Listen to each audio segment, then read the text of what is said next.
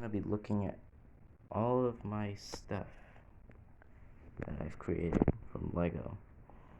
Now here are the consoles that used to be Lego that are no longer. We have the SUP, which I turned into a console, but it really was a bad idea. The first one, which was my Game Boy Advance, which looks like a calculator when it was in Lego. And I also have my 3DS, which I turned into an arcade style with an arcade stick and all that. You can go check out that playlist with all my weird creations that I've created, but they're pretty cool. Let's take a look at this car. Now, the engine is a bit broken. It's not really mounted in there. I have to really fix it. But this is a V10. Let me show you. Here's the V. Well, it's a V8, but there's another cylinder in there. Next up, we have the car itself, which has a 4-speed gearbox and a diff, and the steering wheel's an RC style, but I don't have the motor. I don't have two motors, one to power the drivetrain and all the wheels, and one to power the steering. It would be mounted right here, well, over here. You know, you get the point. I need more stuff to build the rest of this car. Right now, it looks like a car without the body. Next up, we have the Lego Switch, which I made a video a week ago showing off it. Now I've actually updated it with this other piece here, which does make it a little bit bigger, but it really helps with the wiggliness. It doesn't wiggle as much as before. It still wiggles, but it doesn't wiggle like crazy where it's like angled. And it does the snap like the real one. Of course, not as satisfying and clicky. Here's the rear, not much, really bad. It does come out with a little port there, which goes into that one. Has everything you need, game card slot, kickstand in the back, and it just goes on like the real one. Next up we have the Corvette, which don't mind the broken fender. I don't know where it went. You cannot really open it, the engine hood, but you can't really look. Has a V8 here on the front. This was before they updated everything with this Senna, which is the way better version of this one for the same exact price.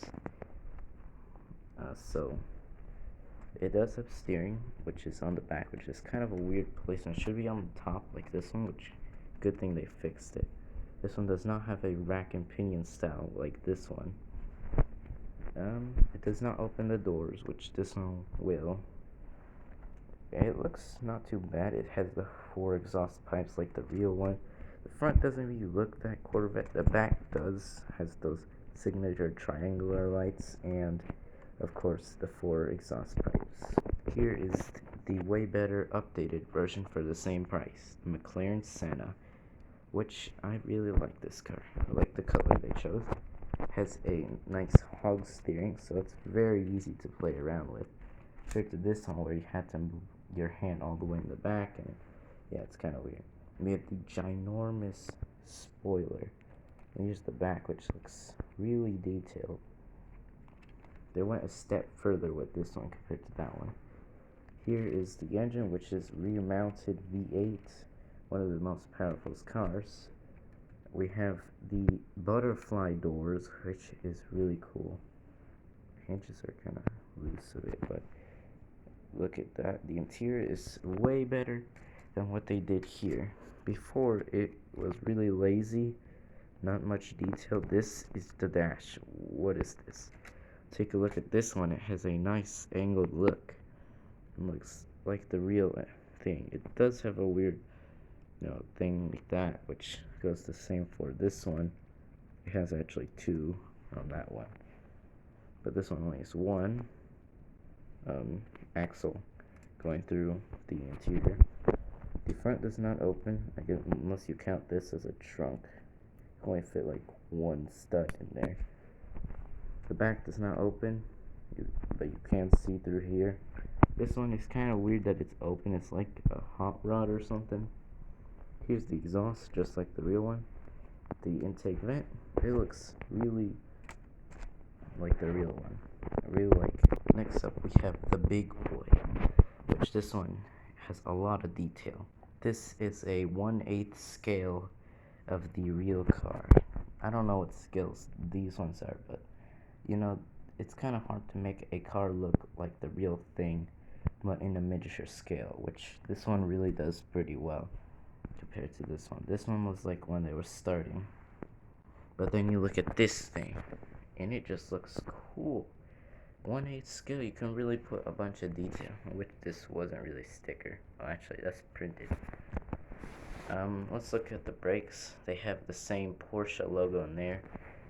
This was before they added a new brake piece, which the Bugatti came with, which was a pretty cool add-on because you know it's kind of empty.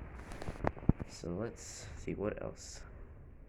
Has custom rims as well, just for this car.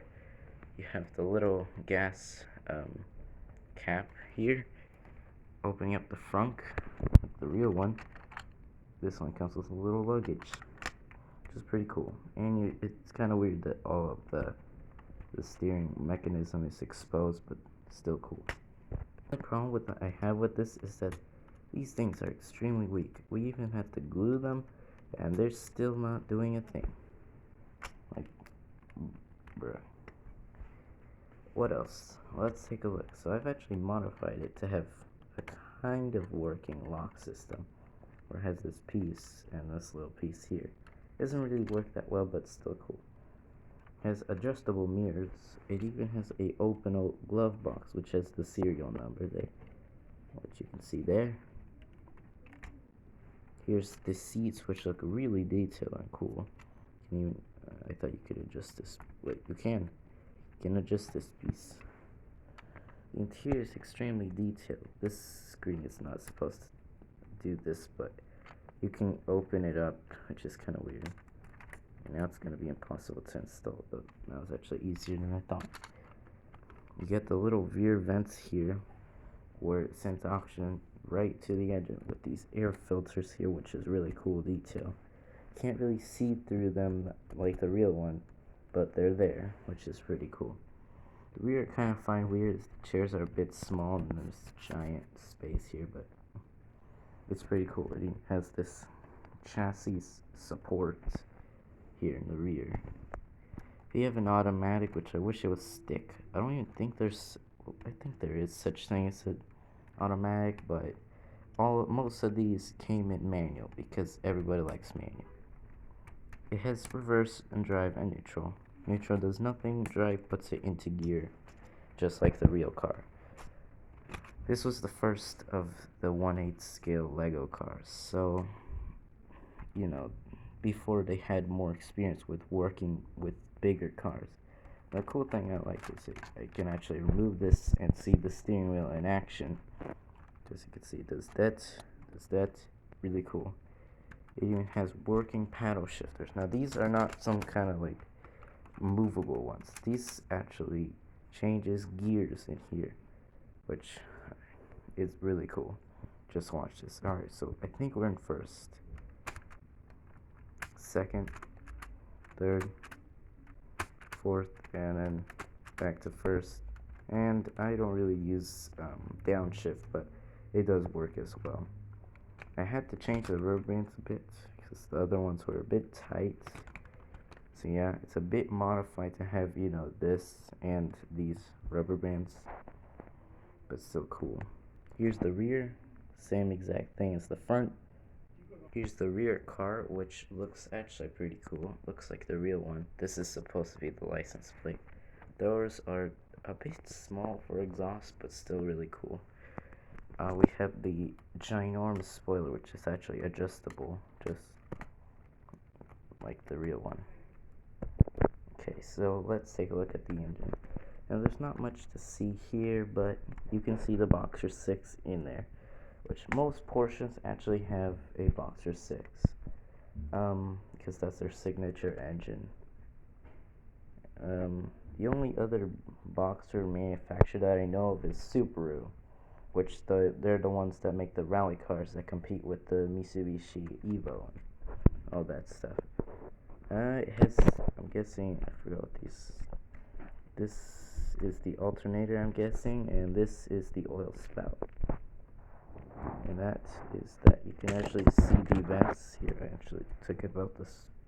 I actually accidentally took out this piece, but now you can take a closer look at the piping and the air filter. It's a bit dusty, actually, really dusty. Let me see if I can fix this. Oh no. There we go. So yeah, that's pretty much it for the back. Now, I do not grab it from the roof that much because it's not the most strongest thing in the world. It's actually very loose. In the newer ones, they actually fix that problem, but there's actually not much supporting this thing. The thing that's actually supporting this thing is obviously these rear things actually do a job. These front ones do nothing, and these rear ones kind of do something. So yeah, that's pretty much it for this. But next up, we have something that's not Lego, but is pretty cool, and you have to build it. Introducing this inline four, which is actually a bit broken. Now I actually took out the screws. I don't know where the screws went, but now you can take a closer look at this. Well, kind of functioning. It does not run on gas. It's an electric motor. I wish I could show you, but I don't know where the motor is. Here's all the spark plugs, which they all fell out, but they all go in these holes, and they all light up with the turn. You just have to plug this into the battery. I don't know where the battery is, but yeah, all these valves work. They have little camshaft and little valve springs and everything. It's clear for a reason. I wish I could spin it, but this motor's preventing me from spinning it. But everything's in there. Look, the pistons, the valves, and everything is in there. The little chain that is moving the valves and the crankshaft. Here's the fan, which is, just an exterior look, but still really cool. These exhausts, and here's the other side with the manifold. Everything's pretty cool. Everything's clear so you can see through it. Here is the this spark plug timer, which spins with the same time of the camshaft, which is what makes the spark plugs turn on at the perfect time. There's actually a piece that goes here. I don't know where it went. But anyways, that's it. The bottom is just a base, not much. This piece comes off. It's really nothing. It's just a cover to cover the screw up. Yeah, that's pretty much it for this car. And all this stuff, actually. So yeah, that's it for this video. See you in the next video.